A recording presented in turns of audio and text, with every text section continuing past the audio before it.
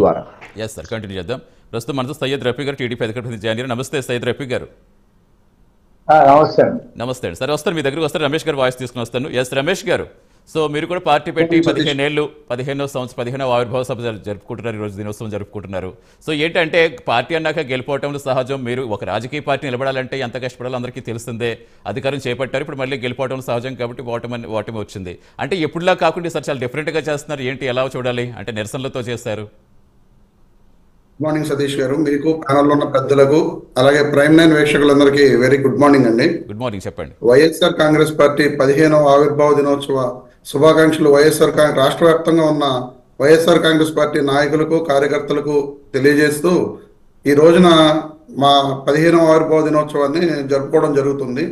దీన్ని యువత పోరు కింద ఎందుకు పెట్టవలసి వచ్చిందంటే, గతంలో రాష్ట్రంలో అధికారంలో ఉన్నప్పుడు జగన్మోహన్ రెడ్డి గారు ఫీజు రియంబర్స్మెంట్ అనేది ప్రతి ఒక్కరికి కూడా ఇవ్వడం జరిగింది. అంతకుముందు ప్రభుత్వం ఫీజు రియంబర్స్మెంట్ ని రెస్ట్రిక్ట్ చేసి 35,000 రూపాయల వరకు రెస్ట్రిక్ట్ చేసి పూర్తి ఫీజు రియంబర్స్మెంట్ ఇవ్వని పరిస్థితులు 2014 నుంచి 19 మధ్య ఉన్నాయి.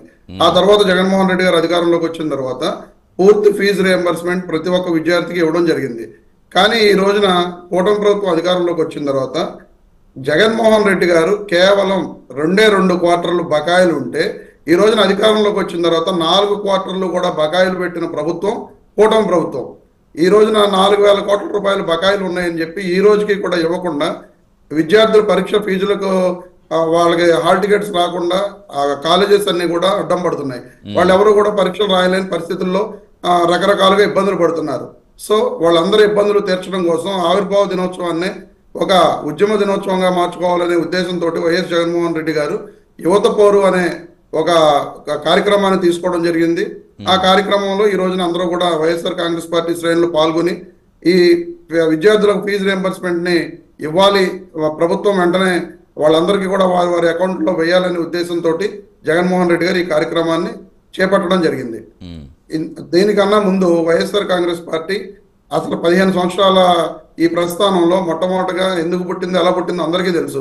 ఆ రోజున ఉమ్మడి ఆంధ్ర రాష్ట్ర ప్రభుత్వంలో వైఎస్ రాజశేఖర రెడ్డి గారు దివంగతులైన తర్వాత ఆ రోజున ఉన్న పరిస్థితులను బట్టి కాంగ్రెస్ పార్టీ రాజశేఖర రెడ్డి గారి ఆశయాలను ముందుకు తీసుకువెళ్ళడం లేదు, రాజశేఖర రెడ్డి గారి ఆశయాలను ఎక్కడికెక్కడ ఉండకుండా చేయాలని చూస్తుంది, చెరిపేయాలని చూస్తుంది అనే ఉద్దేశంతో ఆ రోజున కాంగ్రెస్ పార్టీలో నుంచి జగన్మోహన్ రెడ్డి గారు బయటకు రావడం జరిగింది.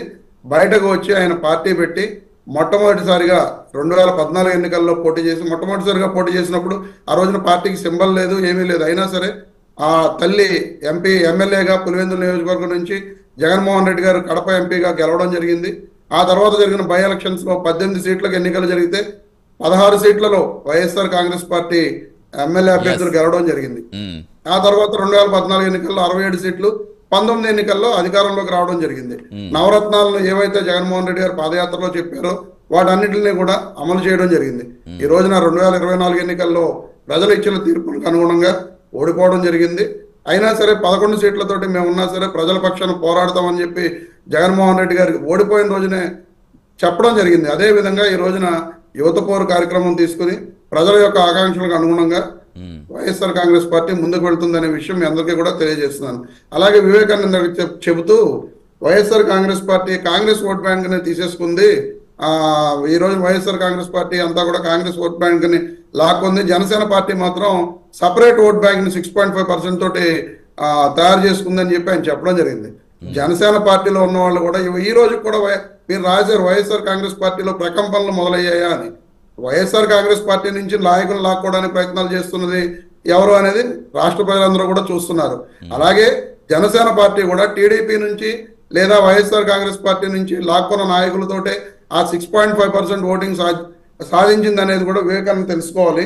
అలాగే సనాతని రూపాంతరం, అసలు జనసేన పార్టీ అనేది మీ అందరికీ గుర్తుందో లేదో 7 మౌలిక సిద్ధాంతాలతోటి నేను జనసేన పార్టీని స్థాపిస్తున్నాను అని చెప్పి పవన్ కళ్యాణ్ గారు ఆ రోజున చెప్పడం జరిగింది. అవేంటండి, కులాలను కలిపే ఆలోచన విధానం, అందులో రెండోదే ముఖ్యంగా మతాల ప్రస్తావన లేని రాజకీయం.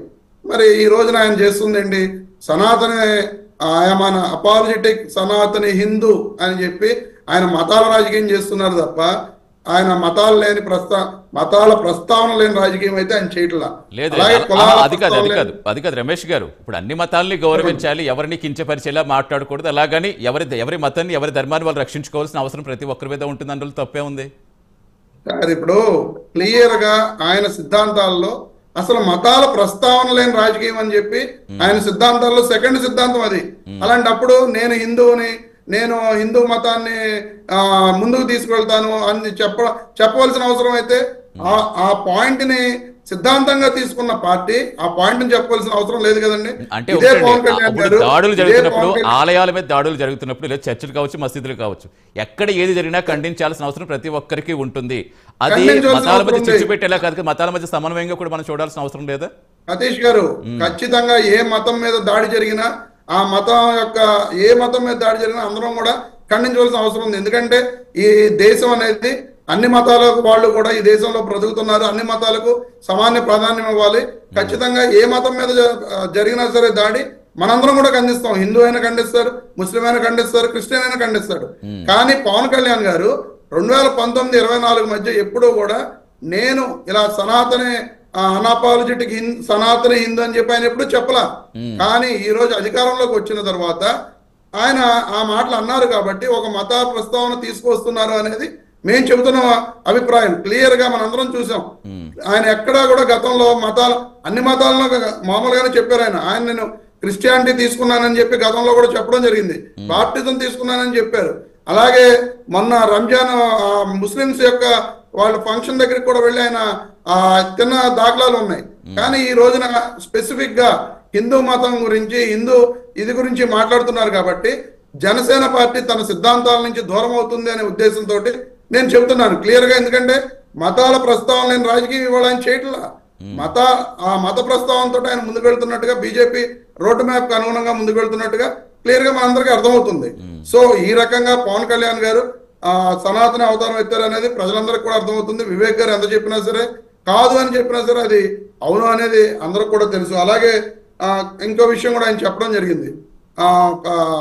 జగన్మోహన్ రెడ్డి గారు దోచుకున్నారు అన్నట్టుగా ఆయన మాట్లాడడం జరిగింది. ఏది పంచాయతీలకు ఏమీ ఇవ్వకుండా ఆయన మొత్తం గుండు కొట్టేశారు అని చెప్పి.